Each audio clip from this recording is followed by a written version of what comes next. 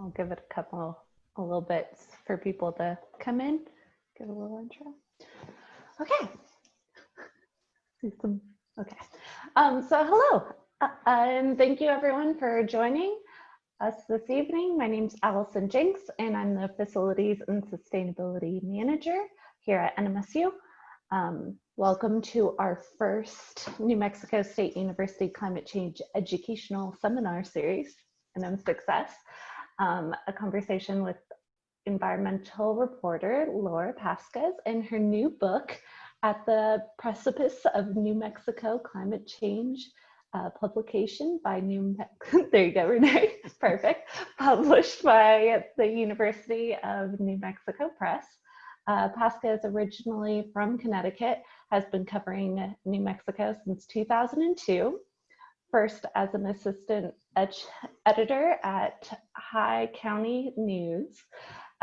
After working in archaeology, she has been a freelancer for a variety of publications, including Santa Fe Reporter, New Mexico In Depth, and Indian County Today, and her work has appeared in Miss Magazine, National Geographic Online, The Progressive, Columbia Journalism Review, The Nature Conservatory Magazine, and others.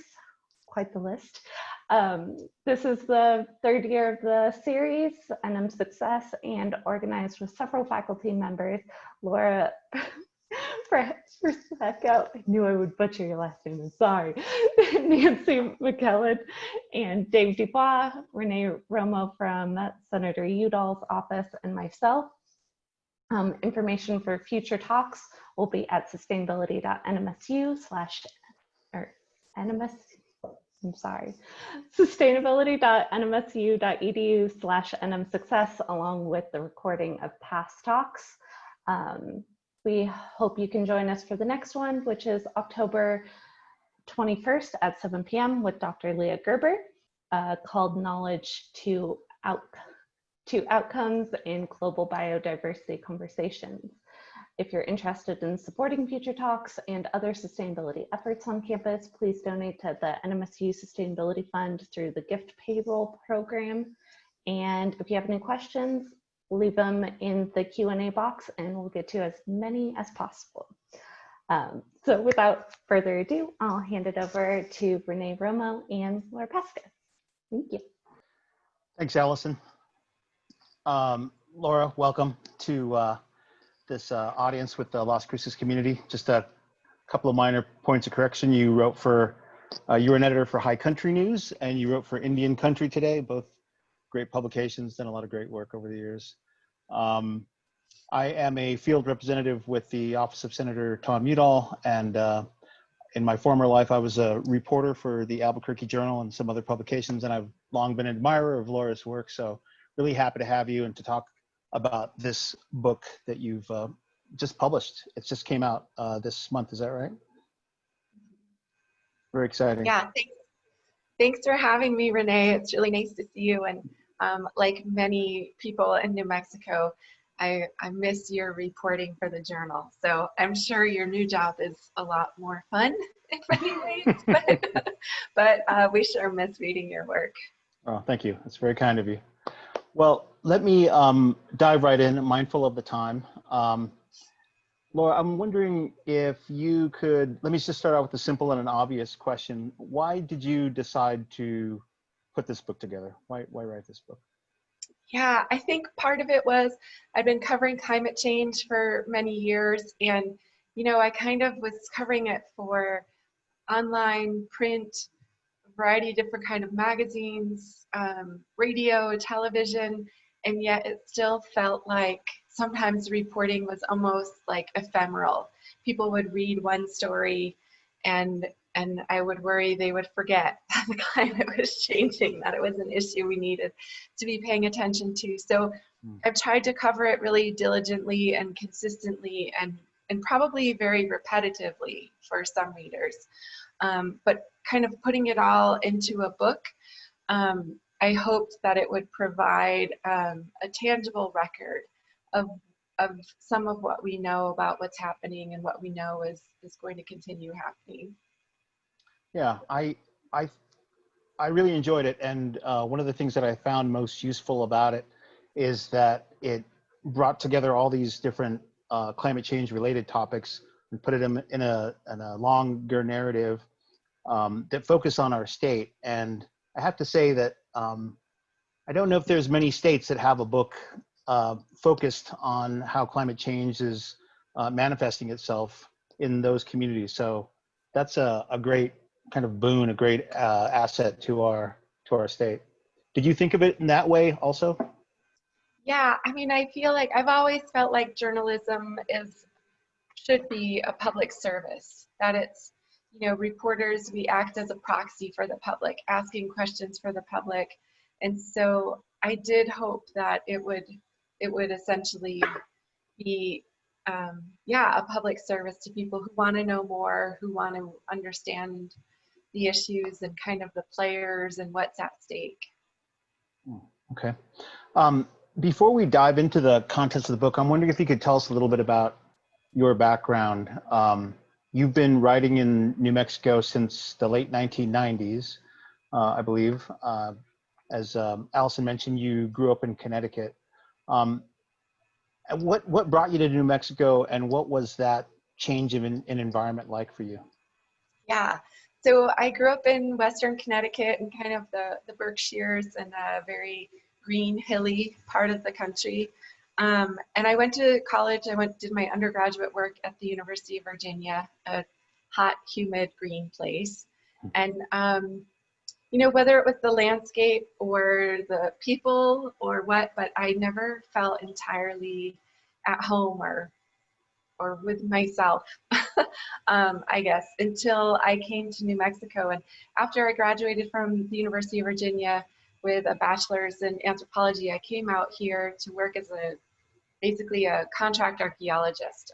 I worked for a number of private companies around the West, and we were typically contracted by state or federal agencies to do archaeological surveys and on occasion excavations. And I eventually left archaeology and started doing tribal consultation for these same types of companies. And I really loved the landscape and the communities out here. It was like nothing I'd ever experienced. And it immediately felt somehow this like strange combination of exhilarating and also it felt like home, I guess, for the first time in my life. And how did you get into journalism? What was how'd you go from contract archaeology into journalism? Yeah, so I really loved field work. Kind of getting to work outside all day in amazing places, whether it was on Horace Mesa west of Grants, or kind of on the east and north side of Grants, or down around Elephant Butte Reservoir. I did a long-term survey down there in the Creosote. I worked on the Navajo Nation. I worked all these really amazing places where I felt like I was learning so much. And, whether it was doing archaeology or tribal consultation, these companies are hired to go out there and kind of clear the way, I guess, for development. And I was so excited about what we were learning. And especially when it came to tribal consultation, I thought that there were so many stories about what was happening to landscapes and communities that it was really frustrating for me to just kind of write that work up and put it in a filing cabinet. This was back in the 90s and early 2000s, so we still put things in filing cabinets back then. And so I really was interested in telling stories of what was happening on our public lands and in our communities, but that people would actually read and that could potentially, spark more interest or spark, just spark more interest, I guess, in what was happening all around us. And so I'm just curious too, did you do much writing besides the sort of academic or professional stuff that you were doing, and was it a difficult jump into journalism? Yeah, I think like as a kid, I was I had an older brother who was the strong student, and I was kind of the little sister who came along later, and it was a pretty good student, but I had some teachers when I was younger kind of say, oh, you're a good writer. So I had it in my head, like, I'm a good writer. I could be a writer someday. But I really hadn't, kind of beyond college writing and writing for government reports, I really hadn't done certainly anything creative. And so in 2002, I applied for an internship at High Country News, which is a bi-weekly newspaper / magazine that covers the West. Applied for an internship, and I had no writing samples to share. And so I gave the editors like a portion of an EIS I had written, which I was, kind of psyched about, but was pretty heartily teased about years after I joined the staff. That's an environmental impact statement that you wrote up. That's great. And that must have been a great environment too to get a start, especially in environmental reporting. High Country News has done a lot of great work over the years, from California to Texas border. Yeah, it's awesome. And that internship, if there are students, it's even better now because I think it pays much better than it did when I was an intern, but you really are treated like a staff reporter in that program. And so you really get to explore the stories you're interested in. You work with great editors, you come out with clips. So I went from being an intern to an assistant editor there, and that I always feel like High Country News is kind of my like intellectual home in many ways. Yeah. Okay. So as I mentioned before, I think this is a great book, and it's particularly useful as an overview of all the issues facing our state, situated here in the Southwest, where climate scientists have talked about the unique vulnerability to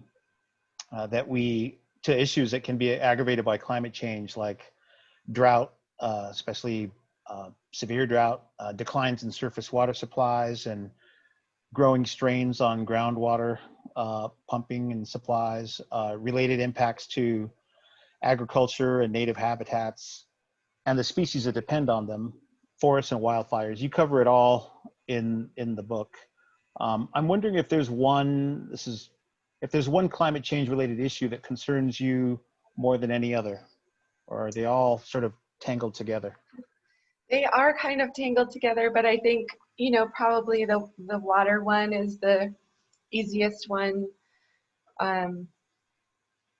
to worry about the most, I guess. Whether you're a farmer or living in a city, or,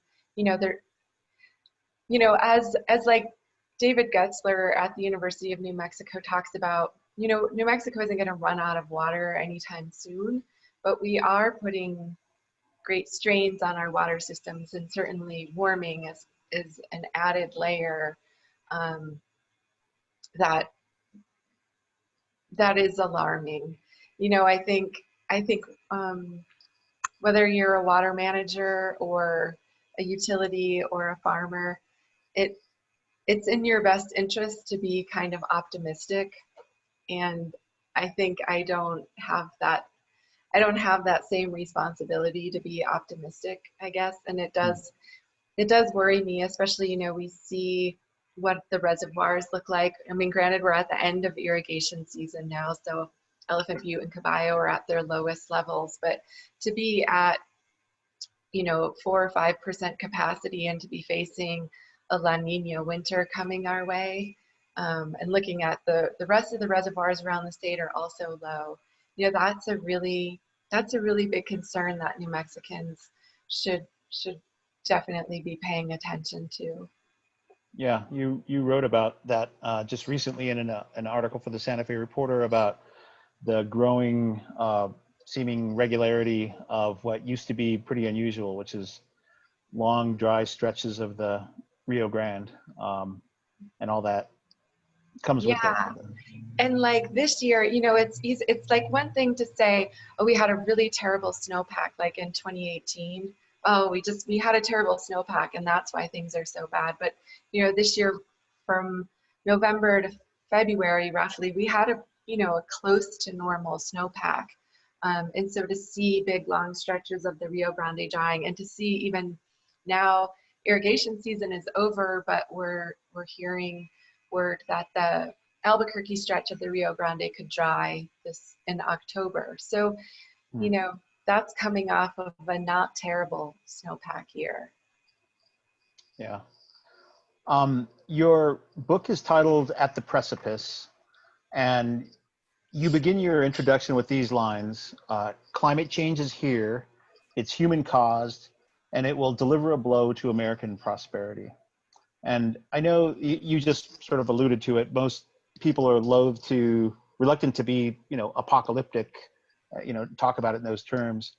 But your books At the Precipice sort of suggest that we may be about to slip over the edge. Have we already gone over the edge? Yeah. So we have certainly, as humans, we have certainly emitted far more than our share of greenhouse gases into the atmosphere. And, kind of one of the things that I think about a lot is scientists have forecast a number of impacts over the years, whether that's the Arctic sea ice extent or Antarctica or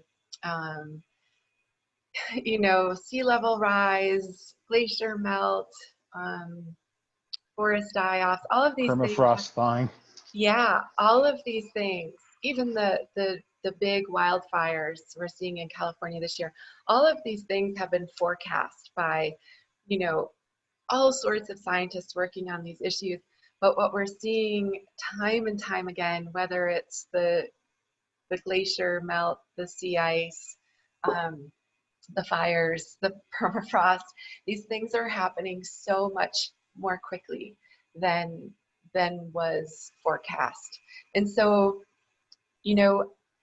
I think as humans, we kind of allowed ourselves to think that climate change was this thing off in the future that future generations were going to have to deal with, but we could still kind of, live our best lives and not worry too much about it and retire and, sock some money away for the grandkids or something. But really,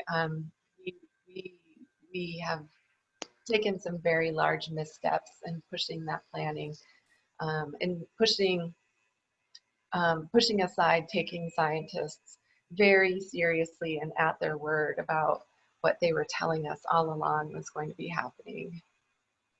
Mm-hmm.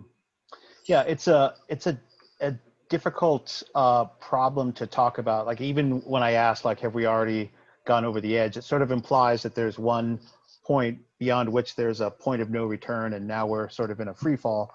And actually, we're in a different situation where scientists are warning us that there are some dramatic steps that we should take in order to stay below. I mean, the last threshold was 1.5 degrees Celsius increase.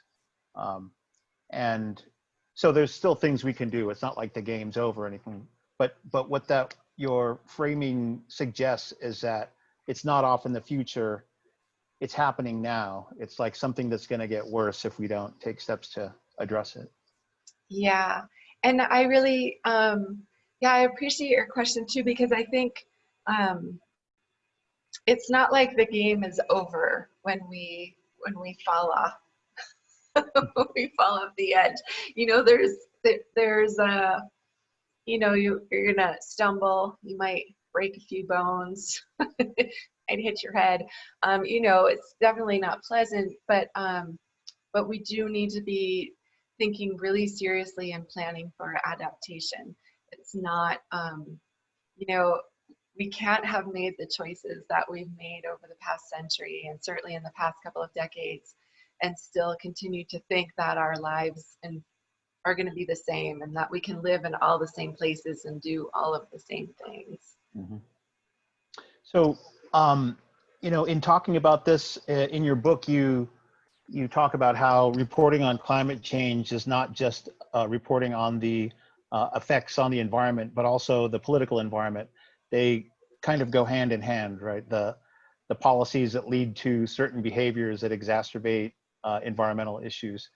And you've reported on this subject long enough in New Mexico that you've worked through 3 state administrations, right? Bill Richardson, Susana Martinez, and now Michelle Lujan Grisham. I wonder if you could talk a little bit about the changes you've seen from those administrations, and what that's been like. You talked about how Bill Richardson was doing some things that were positive in terms of addressing climate change, and then the Susana Martinez administration comes along. Maybe you can tell the audience a little bit about how that was for you. It sounds like you could barely get a foothold in there. And now we have a different administration that's been somewhat aggressive and kind of offering us hope, I guess, about dealing with this issue. But what's that been like for you as a reporter? Yeah, so I kind of was reporting on the kind of the tail end, the last few years of the Richardson administration. And, you know, the Richardson administration was making some good forward movement on climate change, you know, and it was, you know, pretty straightforward stuff like reports looking at how climate change was going to affect all these different various aspects of New Mexico, whether it was water, recreation, energy, public health, you know, just something as simple as a report like that was really meaningful and helped people understand the importance of the issue. Moved forward with trying to work on carbon trading, and lots of forward movement on renewable energy, talking about protecting water resources, especially lots of people I'm sure will remember the moves to protect like the pit rule and waters from oil and gas development. And then, and that was all happening during the administration, the federal administration of George W. Bush. So you had, you know, the state of New Mexico making some decent progress, and the federal government just going completely backwards with Dick Cheney and Karl Rove, you know, aggressively anti-climate and anti-environment. And then we kind of saw this switch where Governor Susana Martinez came into office, you know, really tight ties with the oil and gas industry, making a lot of promises to the oil and gas industry about rolling back rules. And just, yeah, I mean, immediately in the first days even, rolling back some important environmental progress. And you know, that was really hard to watch, especially in what happened within the state agencies. You know, the state agencies were defunded, discredited, saw huge vacancy rates, saw lots of great people leaving those positions, and not just in the sort of division department secretary level, but, you know, long time dedicated state employees leaving. And just the lack of transparency in that administration, where it wasn't even, you know, it was like hard to get the agencies to even comply with Public Records Act requests or Open Meetings Act issues, you know, kind of things that were on the books were not of interest in many cases. And just the agencies shutting down, certainly the governor's office, not allowing interviews or access to reporters who she didn't like.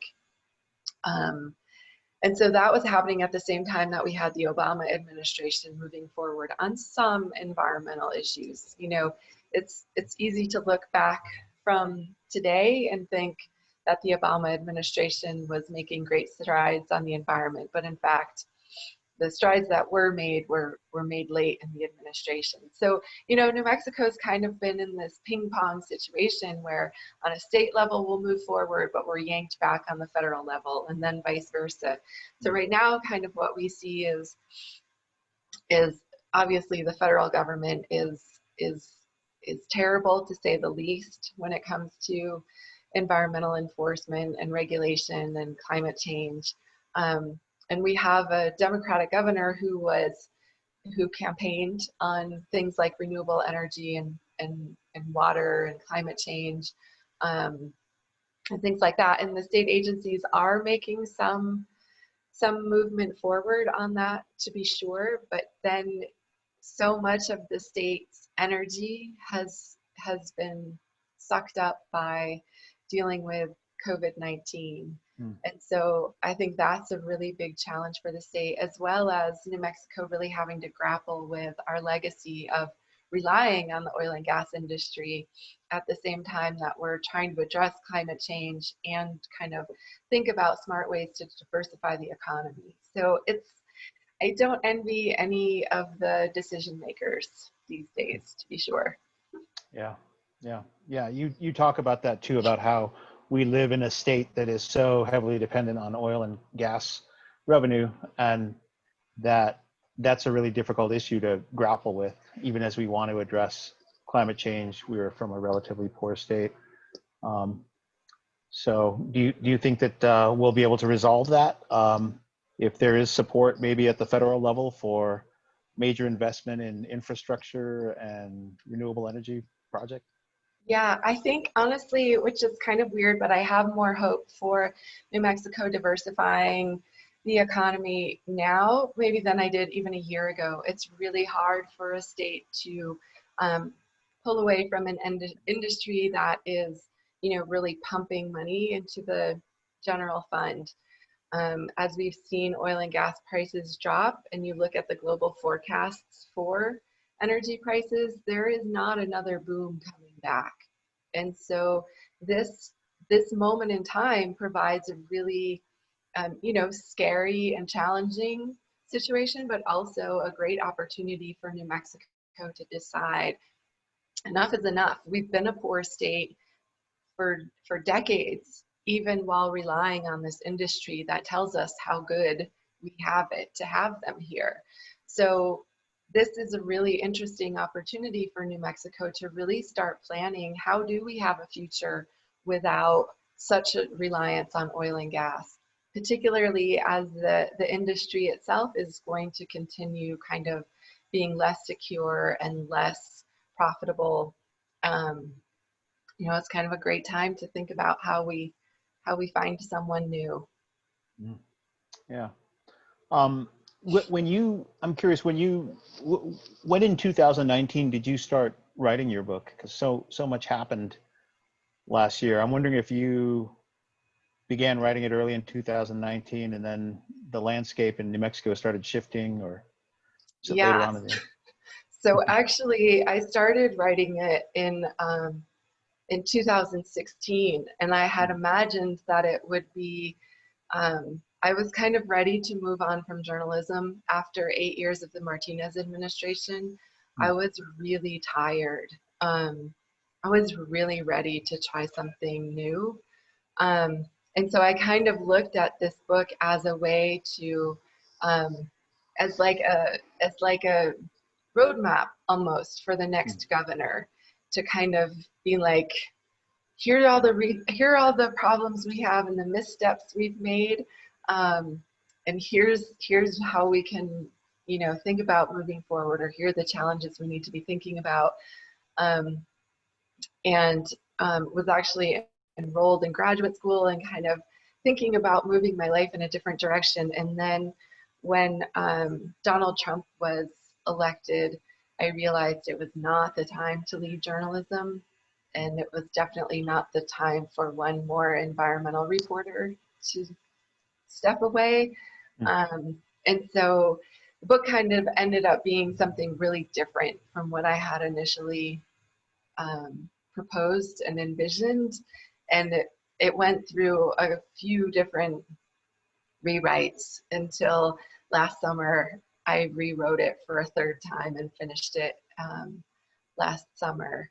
And yeah, of course, the world has changed in so many different ways since then. Yeah.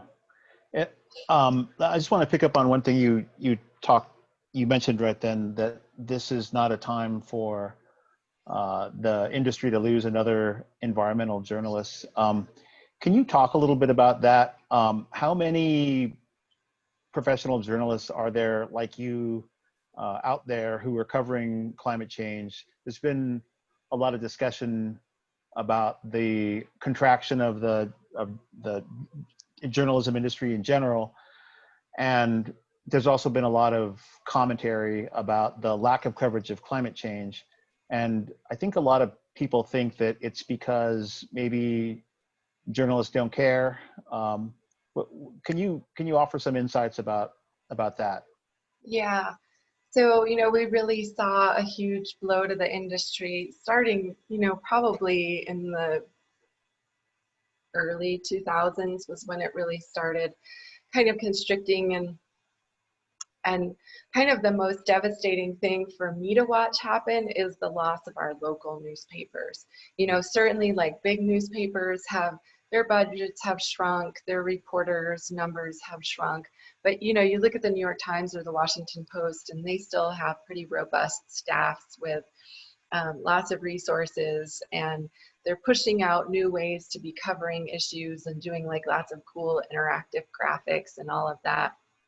But the thing that just breaks my heart is to see what's happened to local newspapers, and that has just become accelerated as you see newspapers shutting down, cutting their staffs. You see networks like Gannett and the USA Today network, kind of gobbling up so many smaller newspapers, and reporters and editors who have stuck with journalism are not doing it to earn a solid paycheck, and they're not doing it because it feels really great.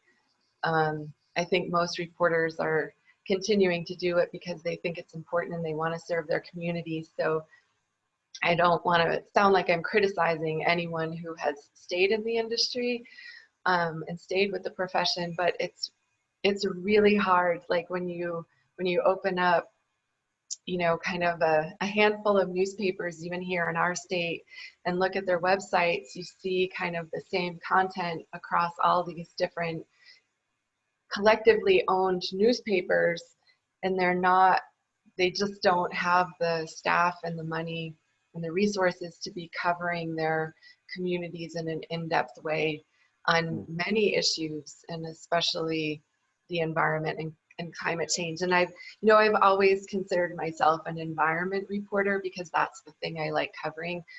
But I wish that environmental issues, and especially climate change, really were considered a part of all sorts of beats, whether that's local politics, business.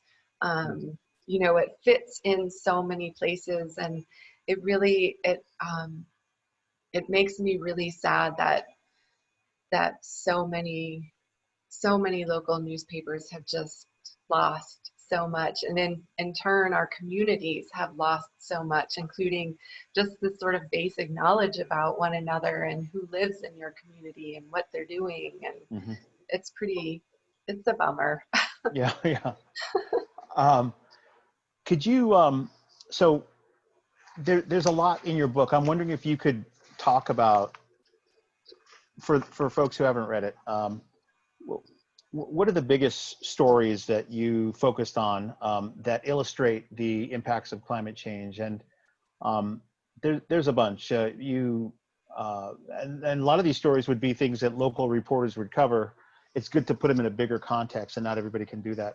But you talk about like the wildfires that we've seen over the last decade, from the Gila up to the Hemis. You talked about the issues up in the Four Corners region with the effort to close down the coal-powered power plant. What are the, for those who are interested in like what are they going to read about? Could you talk about like what are the biggest stories that you cover in here?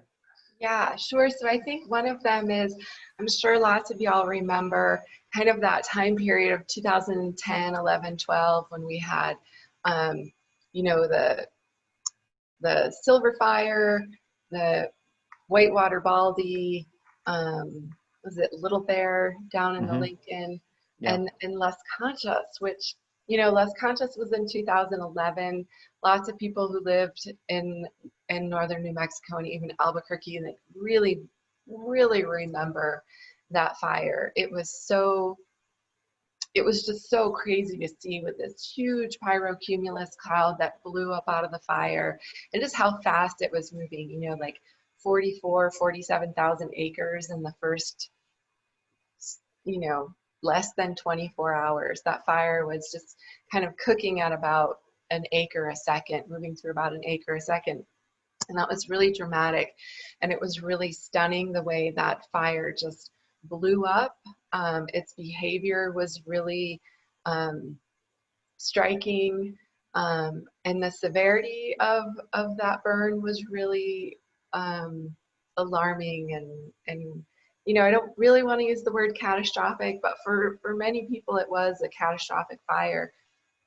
And, you know, after the year after that, then there were all these incredible floods from, you know, the Pueblo of Santa Clara experienced horrible flooding in its watershed, and Santa Clara Creek.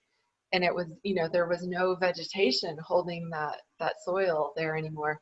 But even going to that burn scar years and years later, seeing how the Jemez Mountains in that area have changed as we've gotten warmer, as we've gotten drier. And because that fire was so severe, there's a section of the mountains, it's about 30,000 acres, that was a dense conifer forest. We could talk about land management practices, like it was too dense, to be sure, but, you know, this dense conifer forest, and was just obliterated. The seed sources were obliterated, and today it's too warm and too dry for those same species to come back. So when you're up there in these 30,000 acres or so, you know, some of it is almost like a grassland, or it almost looks like the Guadalupes or the Franklin Mountains, you know, sort of beautiful but kind of stark desert mountain ranges. And so that has all kinds of downstream impacts, where it changes the nature of the watershed, it changes the types of water resources downstream. And so, you know, we're just really seeing these big changes that can be very dramatic in the moment, but they have all of these rippling impacts afterwards that affect our communities in so many different ways. It's the way you talk about it, it really demonstrates that this is a story that has to be approached with sort of a long view. It's not, you can write about a wildfire, but that's just a snapshot of the bigger picture that you're trying to tell. So sort of illustrates how challenging this topic is, in a way, to make the connections between the intensity of the fire.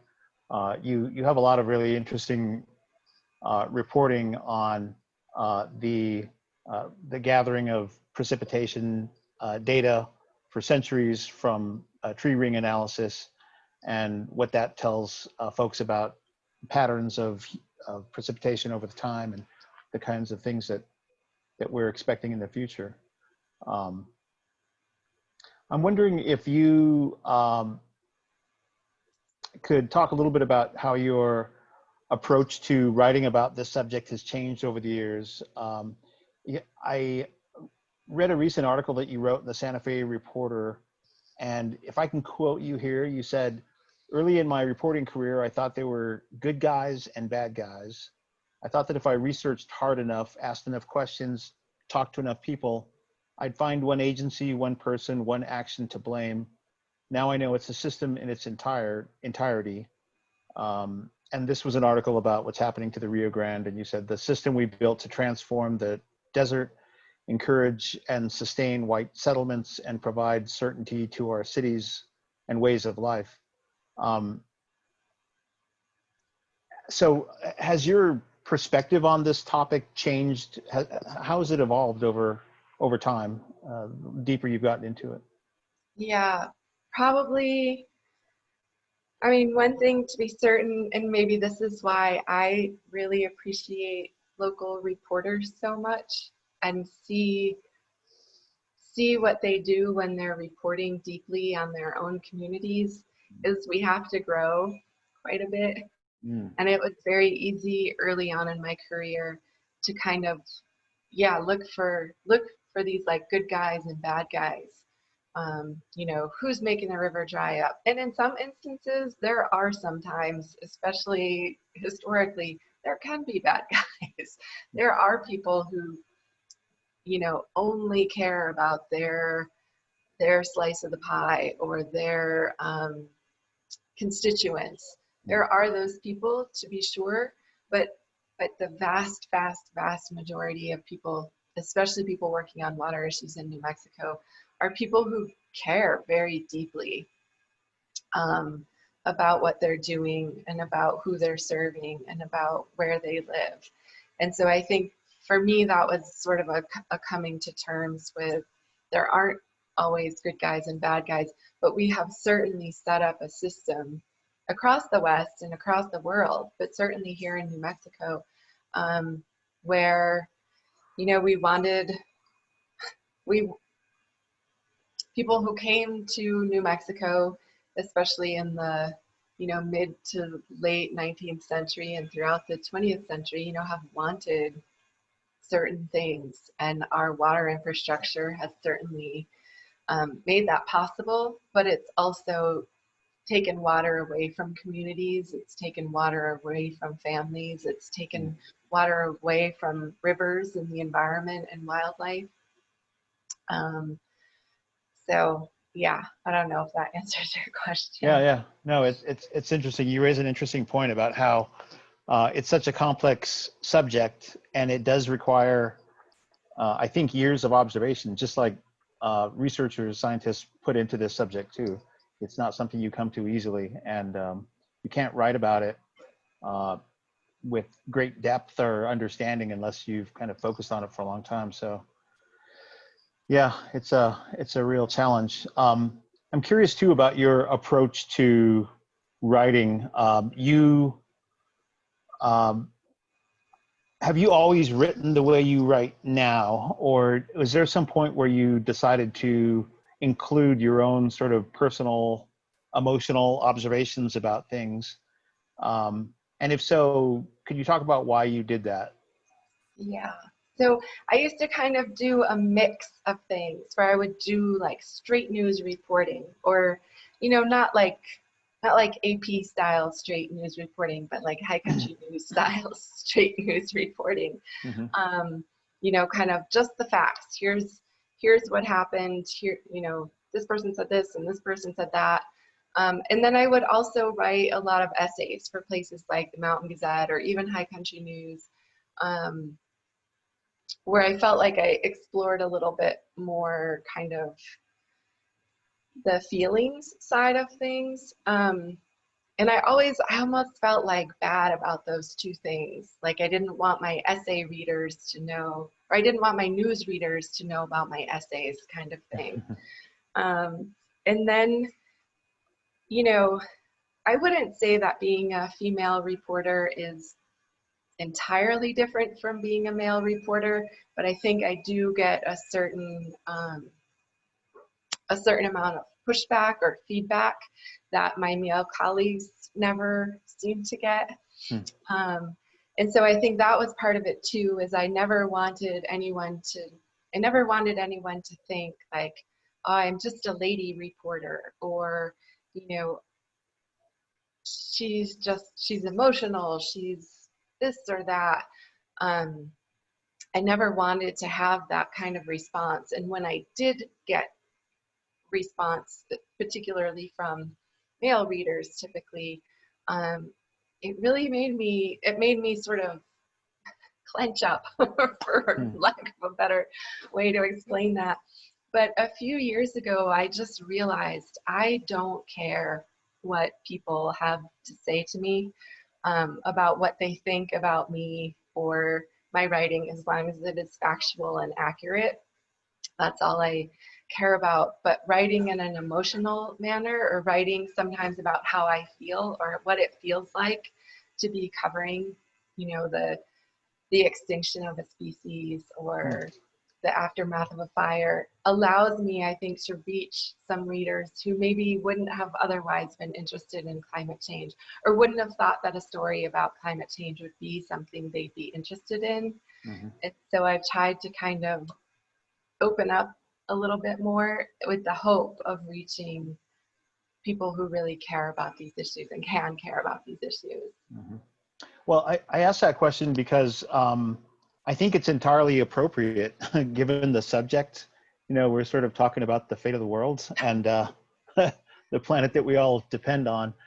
Um, it's I think it's great, number one, but I was kind of wondering if you thought that maybe we need more of that. It's such a visceral subject, and if you care about the environment, you want to see some changes to help protect it. And so your task as a writer is going to be to, how do you move the audience? And I'm just wondering if you did that partly as a way of trying to, you know, really connect with the reader and motivate them to change or to take some action, you know, maybe Yeah, change their life or work on in politics or whatever. yeah. I think I just want people to like know what's happening, and maybe I can help people understand the science a little bit better than they might. Um, but I just want to remind people, I think, like, especially here in New Mexico, we live in the most beautiful place. And we have the most amazing communities. And and I think, I think we, I think reporters miss out on an opportunity when we fail to articulate our love for place and community. And for whatever reasons you do that, I think we miss opportunities to connect with our readers and to share something like, this is a place I love and this is how I feel about it. And hopefully that makes the reader, you know, remember things that they love, or decide, oh, I need to spend more time outside and see what birds are in my neighborhood, or whatever it might be. And I know that we're all so distant and we're all so disconnected and divisive these days. But I feel very much a relationship with readers and my viewers at New Mexico PBS that for me feels like a really special relationship. And I don't know. Yeah, no, I think it's great, and I think it's effective. In your book, you asked a question in the chapter called "Mourning a Mountain," where you talked about the catastrophic wildfires there. You ask at one point, "How do we mourn nude mountains? Is there a way to mourn a river too?" And in your recent article about the seemingly increasing regularity of the Rio Grande going dry, uh, uh, a I don't know, you know, it's worth saying, like, the Rio Grande is this iconic aspect of our state, and to see it run dry year after year should be alarming and should be distressing. And you asked, and you wrote, "This isn't a eulogy, believe it or not, it's a love letter." And I'm curious, like, why did you choose? What were you thinking when you wrote that line? Yeah, I think it's easy for people to feel like environmental reporting is a huge bummer. Hmm. It's hard to read sometimes. It's always bad news. Um, but I just think, I don't know, I always come back to that articulation of love for place and community.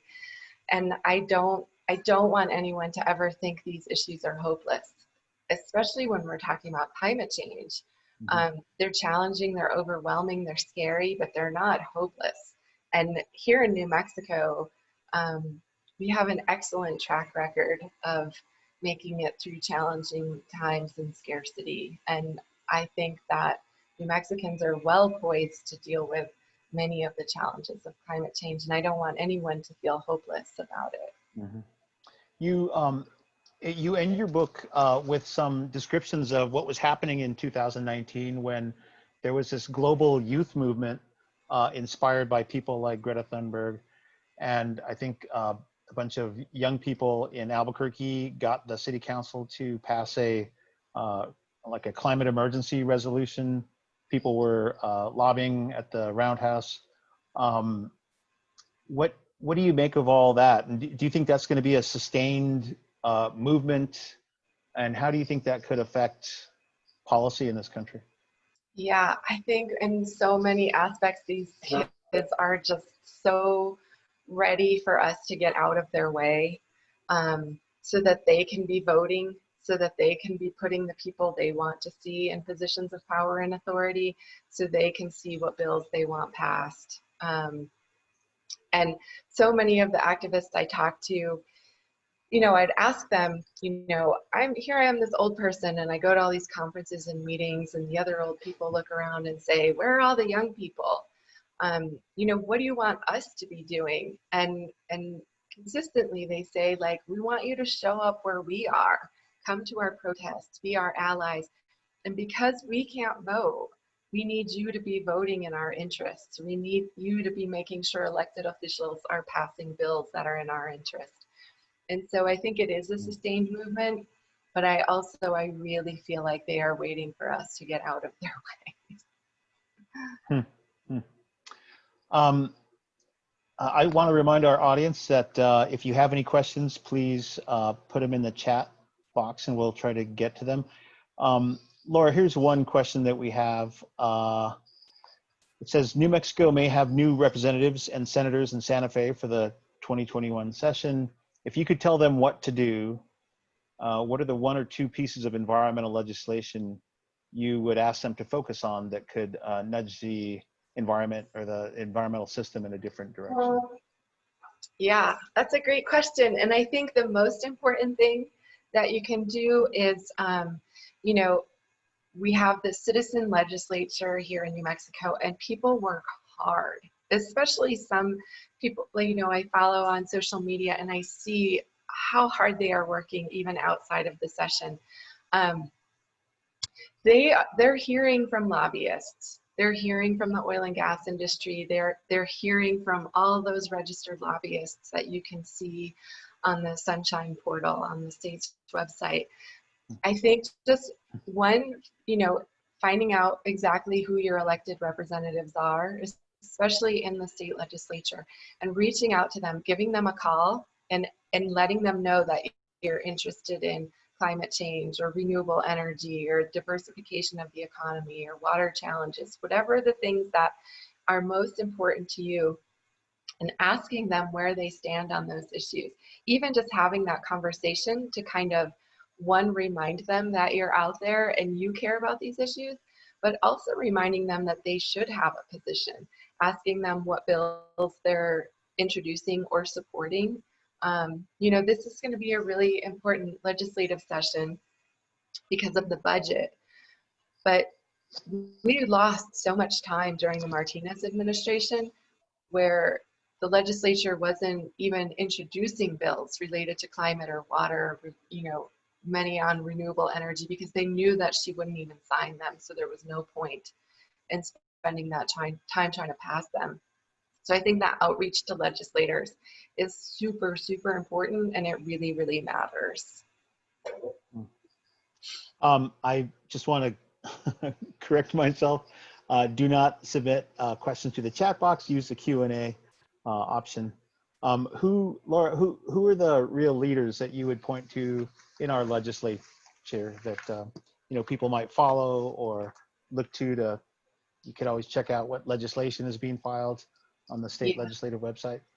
So a number of people who are always good to pay attention to is Senator Peter Wirth, certainly Senator Cervantes down in Doña Ana County. Angelica Rubio is a real leader on environmental justice issues, public lands issues, water issues, nuclear issues.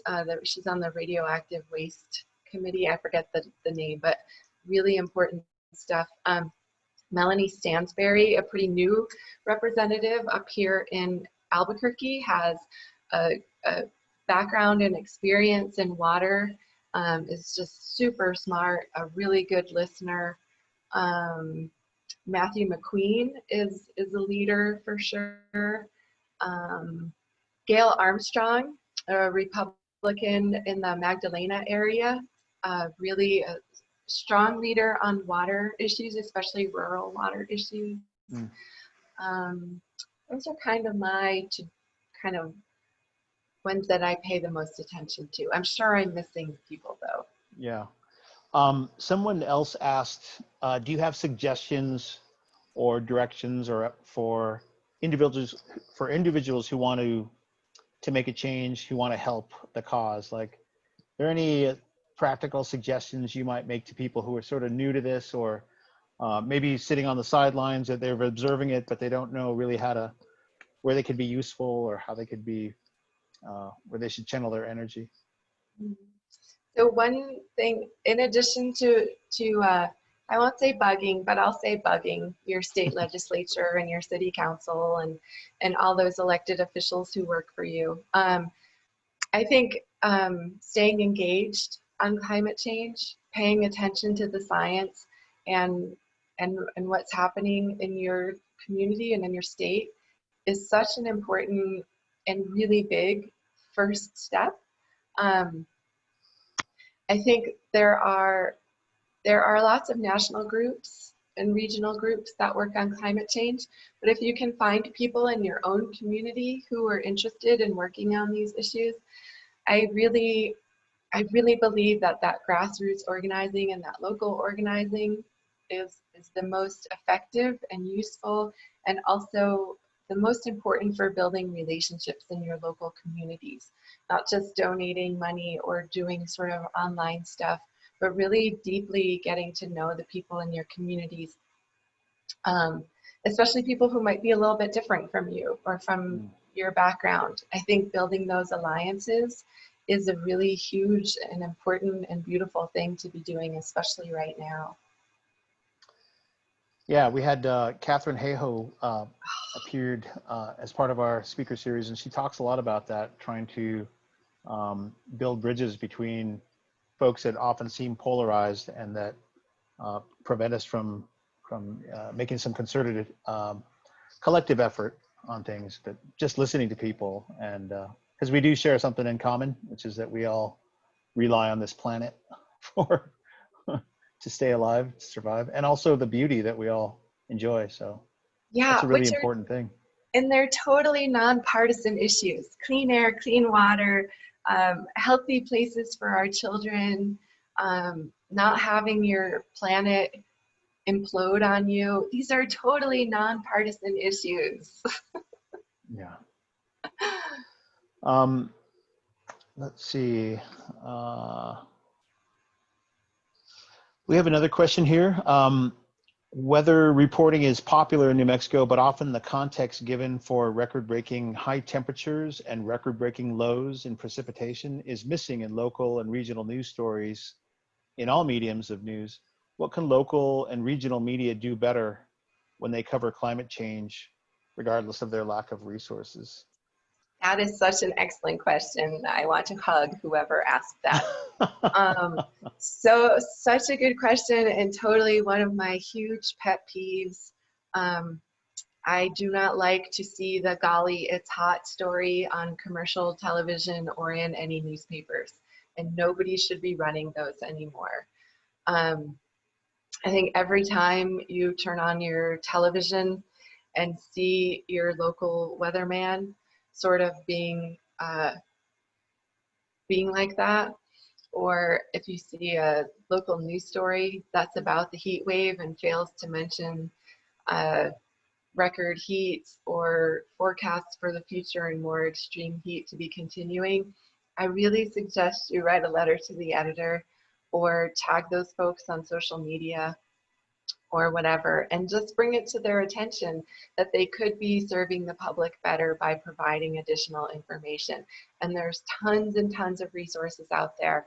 We are so lucky to have Dave Dubois here at NMSU doing the monthly drought reports that he does, where, I mean, these meetings are amazing with so much data and information about what's happening, what it means, what the forecasts are, that, you know, there's so much information out there for reporters to be drawing on. And I encourage members of the public to let it be known that they care about that sort of contextual reporting. Yeah, yeah. I don't know what our latest months are. I should know that, but you talked about recently the April was the warmest April on record, and that there have been some forecasts from the National Oceanic and Atmospheric Administration that 2020 could be one of the 5 warmest years on record. And there's a good chance it may end up being the hottest year on record since they began tracking global temperatures in the 1880s. So. Yeah, and like, you know, Dave and all the NOAA, National Weather Service folks pulled together this great information that really helps, that really shows, you know, why we should pay attention to drought and what it means in terms of soil moisture and croplands and reservoir levels and stream flows. You know, it's not just you walk outside and you're like, oh, it's hot. You know, there's all these implications that if people better understood them, because they were reading it in their newspapers or hearing it on the nightly news broadcast, would just really be great. Mm-hmm. Yeah. I have another question from the audience for you. Does your book provide some resources on mitigating or attempting to reverse and adapt to climate change, especially for ranchers and producers that see climate change firsthand? And if it doesn't, because I don't think you do go into that a lot, but what kinds of things are you seeing in your reporting that look like they hold promise for mitigating or reversing climate change? I'm wondering, for instance, if I just saw a documentary recently, Kiss the Ground, that was it's all on regenerative agriculture and narrated by Woody Harrelson. And there's some of that going on in New Mexico and around the planet. I think France is really involved in that as a means to use agriculture to capture carbon. But anyway, if you could answer that question, are there some things you see that are especially relevant for ranchers and farmers? Yeah, sort of off the top of my head, I don't have a ton of resources, but you know, certainly I think it was last year the Healthy Soils Act was passed, which I think has lots of good elements and lots of good information for thinking about farming and ranching in more sort of resilient or sustainable ways. Certainly organizations like Quivira Coalition have been, and Courtney White, who I guess isn't with Quivira anymore, but has done so much work on issues related to ranching and climate change. And certainly NMSU has tons and tons of resources on the topics. It is, you know, it is a really big, it really is a huge issue for New Mexicans to be thinking about. And I would love to hear, you know, if other folks have ideas on that, I would love to hear from you. So.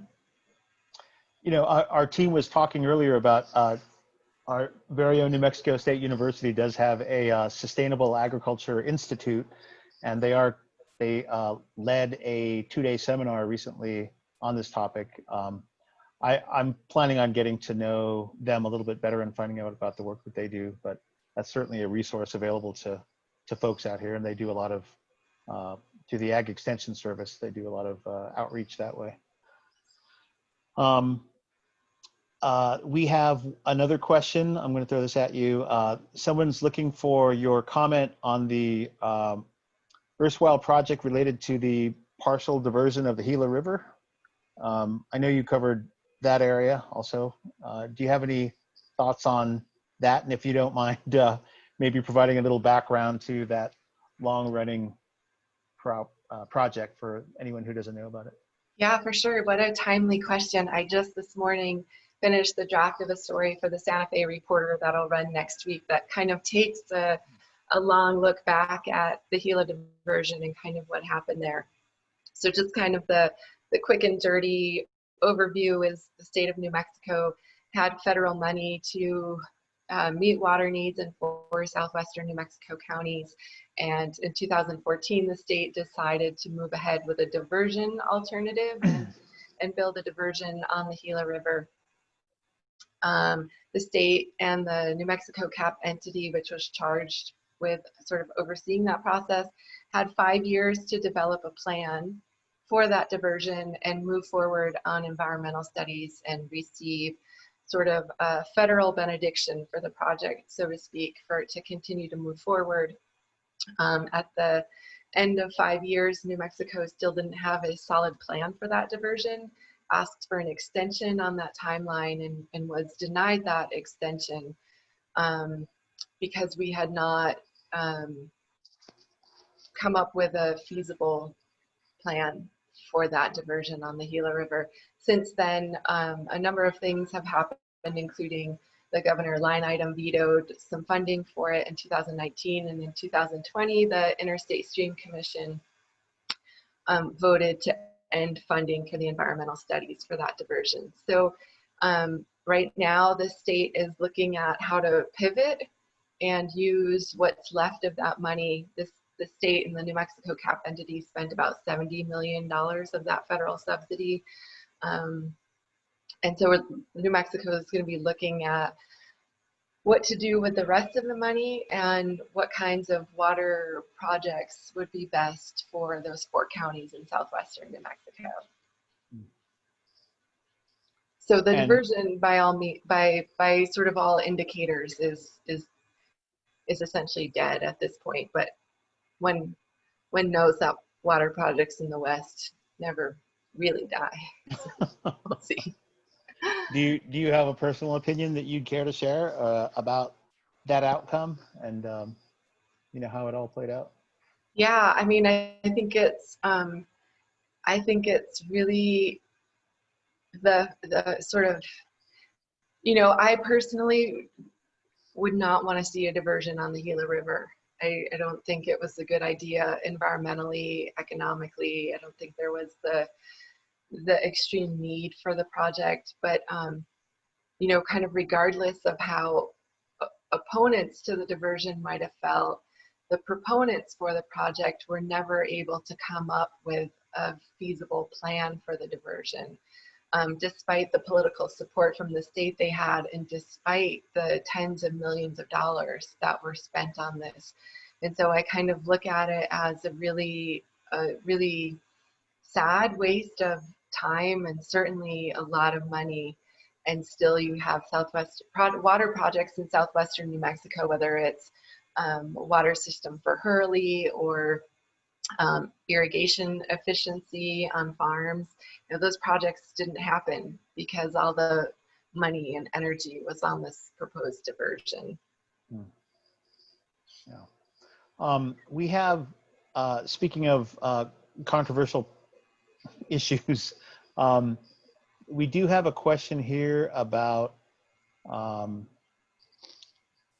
beef, and the question is basically, do meat eaters contribute to rapid climate change?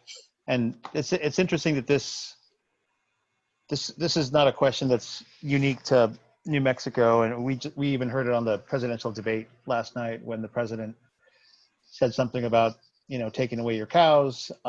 There have been folks on the left who argue that I guess like feedlot agriculture contributes a lot of methane to the environment.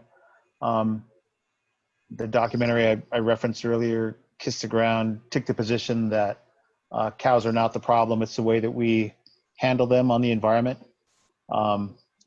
Do you have an opinion about that, or any thoughts on that?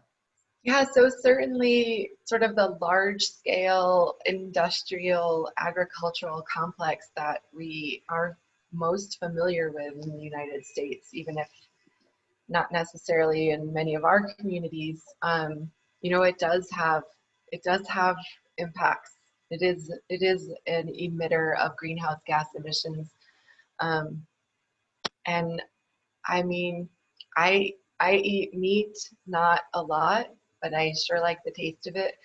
But, you know, I think that we just, in recognizing that people do make a living off of these industries, I think we also need to recognize when there are impacts and how we mitigate them in ways that make our communities healthier, that make our future more sustainable, and that can even make these these industries may be more sustainable in the long run. So I'm not like staunchly on one side or the other, but I think we do need to admit when there are problems and we need to address them. Yeah. Well, we're nearing the end of our conversation, Laura. I want to get to a couple other questions. I want to respect the audience there. A gentleman asks if you have been following up on or reporting on the report of a mass die-off of migratory birds that occurred just in the last couple of weeks. Yeah. Or at least we've heard about it in the last couple of weeks, I guess. Yeah, and a shout out on that story to an excellent local reporter who I'm sure you all read, Algernon Damasa at the Las Cruces Sun News, really broke that story, and talking with researchers at NMSU, including Dr. Martha Desmond. His reporting was awesome and devastating on that issue. At New Mexico PBS, we did follow up on that, and we did a segment on New Mexico in Focus a couple of weeks ago with Dr. Desmond and John Hayes from the Audubon Society. But yeah, what a blow to an already rough spring that was. And as devastating as that was, and it also kind of, in some ways, it kind of made me feel happy that so many people were paying attention to what was happening, were reporting birds that they were seeing, were really upset and invested in the story. And I think it demonstrated as New Mexicans how much we care about our wildlife. And so anyway, yeah, that was a devastating story, and I'm really looking forward to what researchers find out at NMSU and UNM who are studying. So no definitive conclusion as to why it happened or what the cause was? My understanding was that it was in part related to that cold front we had, which, there was a lot going on right then. We kind of we're coming off of hurricanes on the coast, terrible fires in Colorado and California, smoke everywhere, this crazy cold snap storm that we had. So I think that those were some of the potential factors involved, but also, as Dr. Desmond pointed out, we were finding these migratory bird carcasses at White Sands way back in mid-August. So yeah, I wish I were more up to date or knew what had happened, but I think the researchers are still looking into it definitively. One interesting aspect of that story was that there was sort of a citizen science sort of effort where people were reporting. I'm forgetting the name of the website of the organization that was collecting all these reports, but yeah, to your point, it provided an opportunity for people to individually get involved and sort of do their own reporting on an individual, like what's happening in my community and how can that support larger conclusions about maybe trends or patterns that are happening over a big region. Yeah. So been a lot of talk recently about citizen science informing so that, researchers have more help. There is, as we wrap up, I want to read you a compliment, Laura. Someone said, "Thank you for answering my last question. Your book does so much for people who are just beginning to learn about environmental issues. It's an important work for the record in our state and in the Southwest.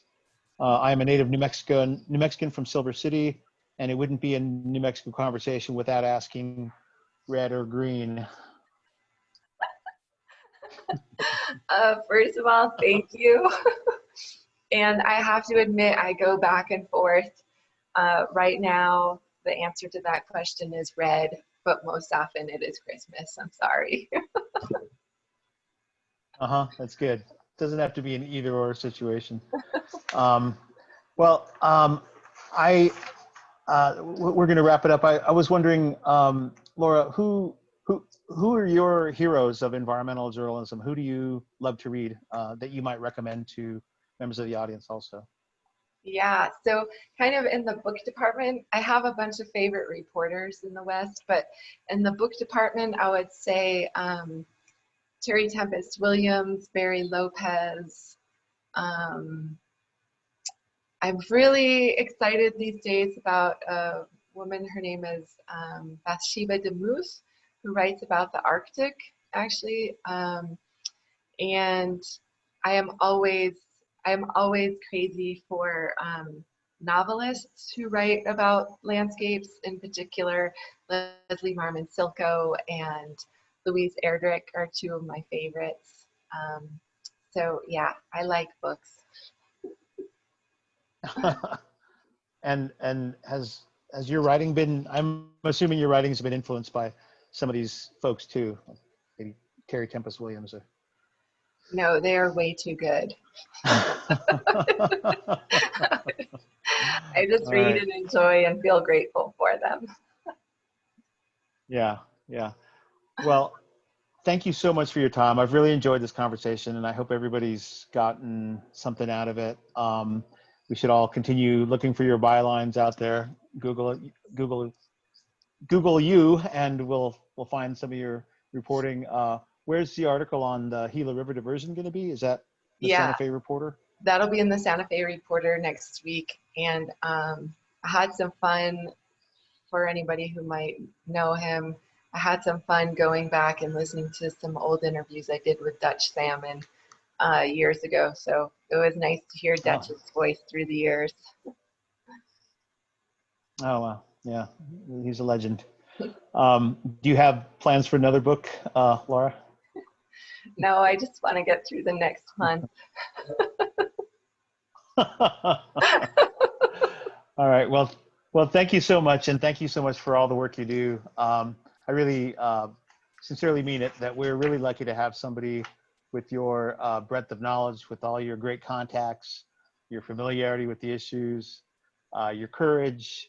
The writing about this beat. I know it can be very hard. It takes an emotional toll on you, and I appreciate you putting yourself in the line like that and doing this work for us. Thank you, Renee. Thanks for a great conversation, and I can't wait till we get to hang out in person again. Thanks. Yeah, that'd be great. All right. Well, thanks everyone. Again, if you want to learn about the next events in our climate change education seminar series, or NMSUs, I should say, please go to the sustainability department page. I'm sorry, I should have that. But if you Google NMSUCCESS at the nmsu.edu website, you'll get to that page with links to the next events. And I think, Allison, I'm going to ask you, is there anything else we should do before we sign off? No, that's it. Thank you very much. The website